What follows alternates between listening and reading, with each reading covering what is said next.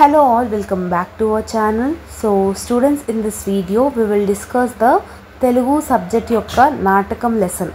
ఈ వీడియో ఎవరైతే ఫుల్గా చూస్తున్నారో వాళ్ళకి ఈ నాటకం లెసన్ నుంచి ఎట్లాంటి క్వశ్చన్ వచ్చినా కూడా మీరు ఈజీగా రాసి ఫుల్ మార్క్స్ అనేది స్కోర్ చేసుకోవచ్చు. ఓకేనా? సో ఇది ఉస్మానియా యూనివర్సిటీకి అనే కాదు, వేరే ఏ యూనివర్సిటీకి అయినా కూడా మోస్ట్లీ సిలబస్ అనేది సేమే ఉంటుంది ఫర్ లాంగ్వేజెస్. సో వాళ్ళకు కూడా ఈ వీడియో అనేది యూస్ఫుల్ అవుతుంది. ఓకేనా స్టూడెంట్స్?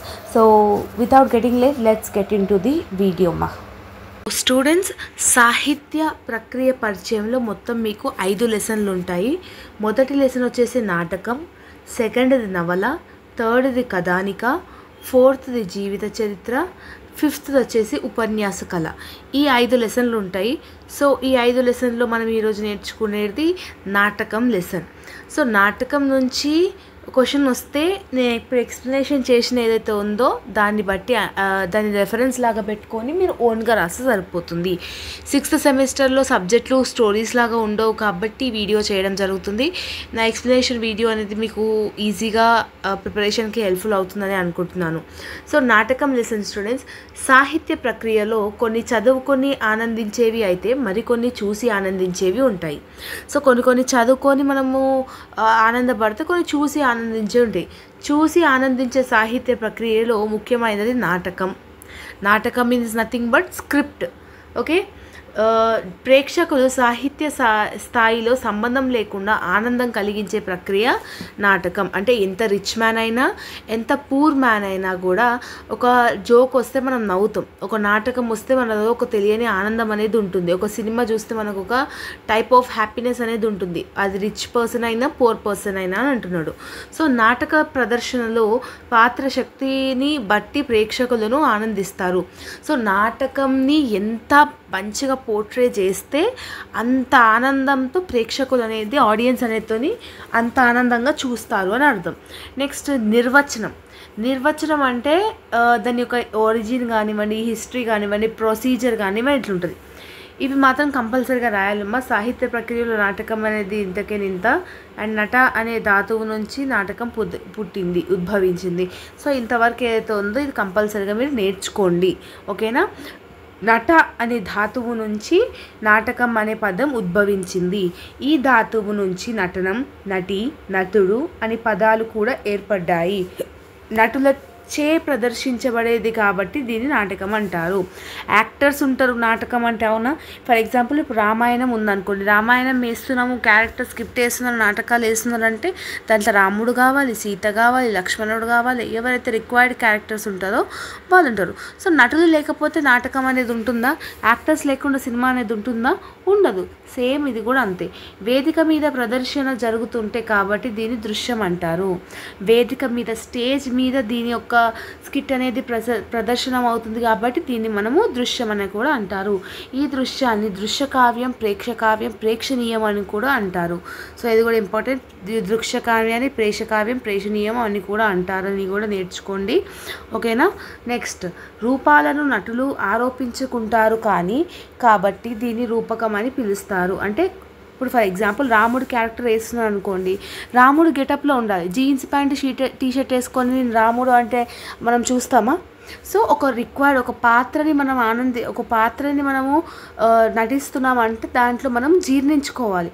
దాన్ని రూపం అంటారు. అంటే రూపం ఇన్ ద సెన్స్ రాముడు ఎలాగైతే ఉంటారో, బాణము బ్లూ కలర్లో అంతా ఎట్లుంటుందో తను యాక్టింగ్ ఎవరైతే చేస్తున్నారో వాళ్ళు కూడా అలాగే ఉండాలి. ఓకేనా? నెక్స్ట్, మానవులు అనుభవాలకు ప్రాణాలు పోసి సజీవ దృశ్యాలను నాటకం ముందు ఉంచుతుంది. నాటకం దృశ్య రూపంలో ప్రేక్షకుల మనసులపై ప్రగాఢన ముద్ర వేస్తుంది. లాజోస్ అనే రచయిత నాటకం జీవితానికి ప్రతిబింబమే కాదు, జీవిత సారం కూడా అని అన్నాడు. సో లాజోస్ అనే ఒక ఆథర్ ఏమన్నాడంటే నాటకం అనేది జీవితానికి ప్రతిబింబం కాదు కానీ జీవితంలో ఒక సారం కూడా. అంటే నాటకం నుంచి మనం ఎన్నో విషయాలు నేర్చుకోవచ్చు, which will be helpful for the జీవిత లెసన్. అంటే మన డే టు డే యాక్టివిటీస్లో చాలా యూస్ఫుల్ అయ్యే టిప్స్ అనేది నాటకంలో ఉంటుంది. ప్రాచీన కాలానికి సంబంధించి ప్రాణీయంలో నటధాతువు ప్రయోగించబడుతుంది.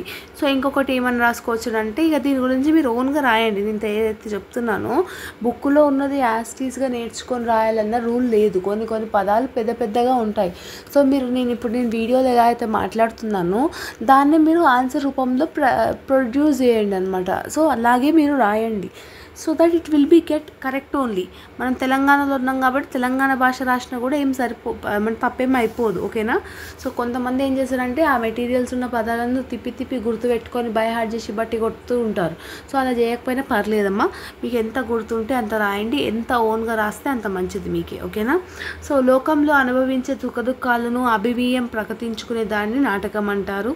సో అంటే లోకంలో మంచి విషయాలు కానీ చెడ్డ విషయాలు కానీ నాటకం ద్వారా వేసుకుంటే నాటకంలో ఎంతోమందికి ఉపయోగపడే లక్ష్యాలు ఉంటాయి. కాబట్టి నాటకం అనేది చాలా గొప్ప ప్రాచీన సాహిత్యంలో ఒకటి.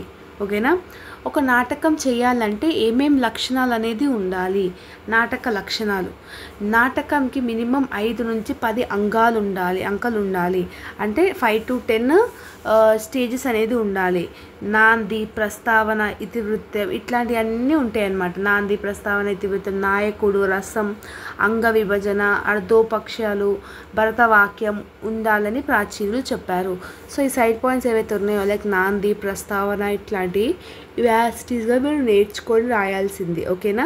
నాంది అంటే ఏంటి? నాంది అంటే ఒక నాటకం చేసే ముందు వాళ్ళు వచ్చి ఒక ప్రేయర్ కానీ ఒక పద్యం కానీ ఒక పోయం కానీ ఏదో ఒకటి చెప్తారు.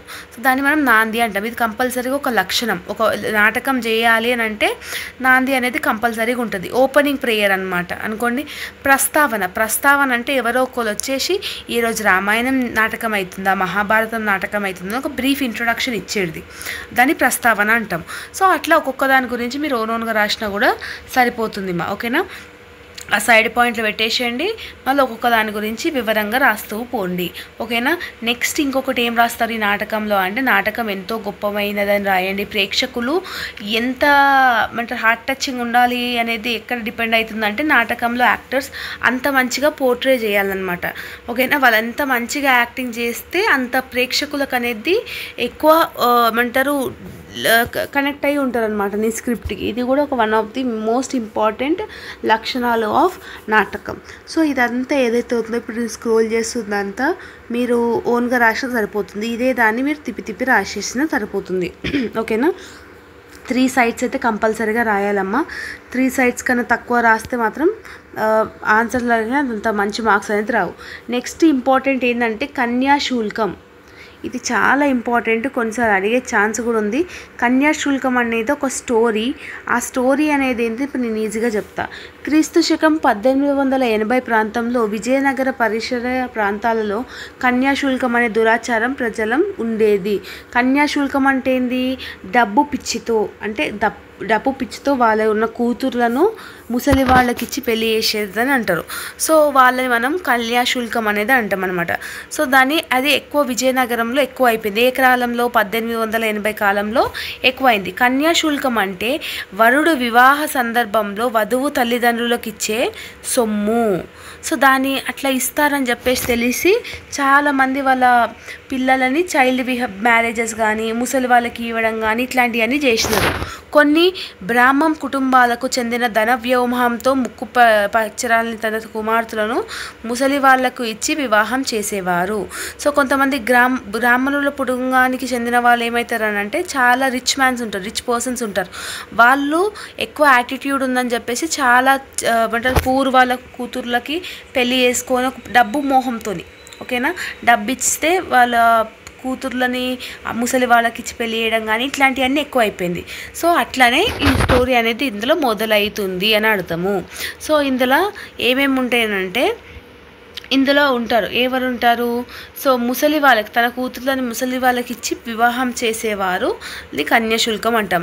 ఆ వృద్ధులు మరణించాక ఆ బాలికల జీవితాంతం మొత్తం విధవంతురాలుగా ఇంటికి చాకిరీ చేస్తూ జీవించేది. వన్స్ ఒకవేళ చేసుకున్నవాడు ముసలివాడు ఒక 2-3 years చనిపోతే రిమైనింగ్ ఈ పాపకు అప్పుడు ఎంత ఉంటుంది? ఒక 12-13 years ఉంటుంది. ఆ 13 నుంచి మళ్ళీ 100 years వరకు తిని విడోగానే ఉంటుంది. అందరూ చాకిరీ చేస్తూ ఉండాలి తినకి. సో ఓకేనా? ఇట్లాంటిది అనేది ఉంటుంది. దాన్ని మనం కన్యాశుల్కం అని అంటాము. ఓకేనా. కన్యాశుల్కానికి వ్యతిరేకంగా మద్రాస్ శాసన మండలిలో బిల్లు ప్రవేశపెట్టిన చందానాద కార్యంగా విగిరిపోయింది. మద్రాస్ కోర్టులో ఆల్రెడీ దీని గురించి పిటిషన్ అనేది వేసినారంట, అంటే ఇట్లా అవుతున్నాయి ఇది ఆపేయాలనేసి. బట్ అయినా డ్యూ టు సమ్ రీజన్స్ ఇది ఏమైందనమాట, కొంచెం వదిలేసింది అనమాట. అంటే లైక్ కేసు అనేది విత్డ్రా అయిపోయింది. ఓకేనా. సో కన్యాశుల్కంలో ఇతివృత్తం. సమాజంలో కన్యాశుల్కం దురాచారాన్ని వ్యంగ్యం ఎత్తి చూపుతూ దాన్ని నిర్మించే ఆలోచనలో గురజాడ ఈ నాటకాన్ని రాశారు. సో ఇక్కడ ఏముంటుందంటే ఒక పర్సన్ ఉంటాడు, ఇద్దరు దంపతులు ఉంటారనమాట, హస్బెండ్ అండ్ వైఫ్ ఉంటారు. వాళ్ళకి ఇద్దరు కుమార్తెలు. ఒక ఆమె పేరేమో బుచ్చమ్మ, ఇంకొక ఆమె పేరేమో సుబ్బమ్మ, అంటే సుబ్బి అని అంటారు. సో వాళ్ళ డాడీ ఏం చేస్తారు, ఫస్ట్ పాపకి ఆల్రెడీ ముసలివానికి ఇచ్చి పెళ్ళి చేయాలని చూస్తారు. ఆ ముసలివాడు తాళి కట్టిన 1 minute నెక్స్ట్ మినిట్గా చనిపోతారు. సో అప్పటి నుంచి ఈ పాప ఏదైతే ఉందో ఆ పాప విడోగానే ఉందన్నమాట. ఓకేనా. సో నెక్స్ట్ వాళ్ళ డాడీకి ఇంకా డబ్బు మీద మోహం తగ్గక సెకండ్ అమ్మాయిని కూడా ఏం చేస్తారంటే, సెకండ్ అమ్మాయిని కూడా ఒక ముసలి వాళ్ళకి ఇచ్చేసి పెళ్ళి చేద్దామని చూస్తారు. అప్పుడు వాళ్ళ వైఫ్ ఏదైతే ఉందో వాళ్ళ అన్నయ్య దగ్గరికి వెళ్తుంది. ఇట్లా ఏమంటారు, ఇట్లా పెళ్ళి చేసి ఇద్దాం అనుకుంటున్నాను, నాకు నచ్చట్లేదు, నా చిన్న కూతుర్ని కూడా ఇలా చేయాలని అనుకోవట్లేదు అని చెప్పేసి వాళ్ళ అన్నయ్యతో చెప్తారు. వాళ్ళ అన్నయ్య పేరు కర్కటక శాస్త్రి. వాళ్ళ డాడీ ఎవరైతే ఈ పిల్లలకి పెళ్లి చేస్తుందో వాడి పేరు అగ్నిహోత్ర దావ. అండ్ వాళ్ళ భార్య పేరు ఏంటి అని అంటే లుబ్ధవధును అనేది. సెకండ్ కూతురు వాళ్ళ ముసలివాడికి ఇచ్చి పెళ్లి చేద్దామన్నాడు కదా, వాడి పేరు లుబ్ధవధనుడు. చిన్న కూతురు పేరు Subbi.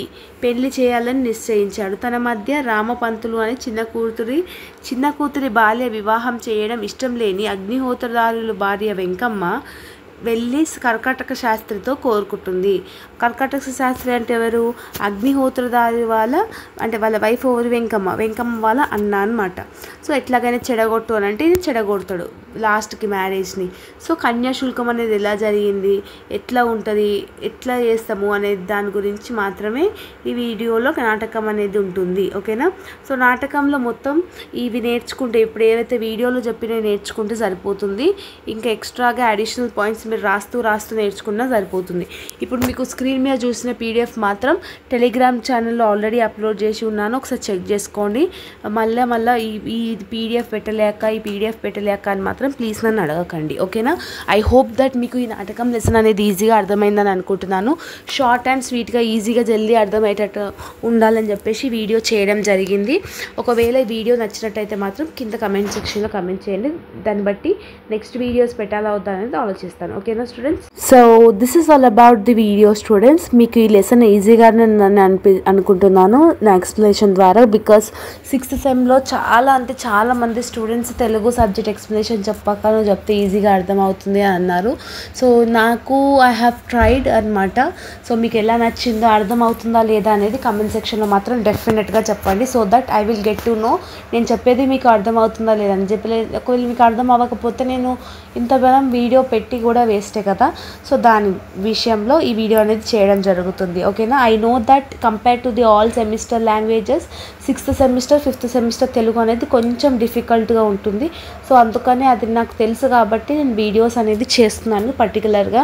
That to subject wise అంటే యూనిట్ వైజ్ అనేది చేస్తున్నాను. ఓకేనా. మీకు క్లారిటీగా ఉంటుందని చెప్పేసి. ఓకేనా students. So this is all about the video.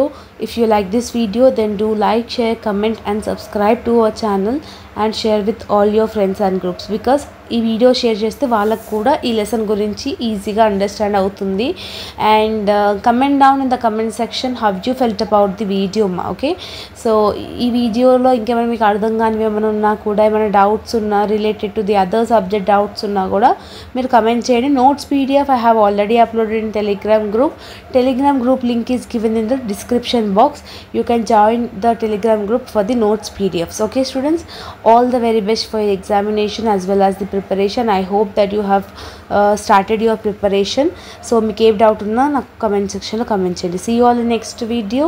Bye bye students. Thank you so much.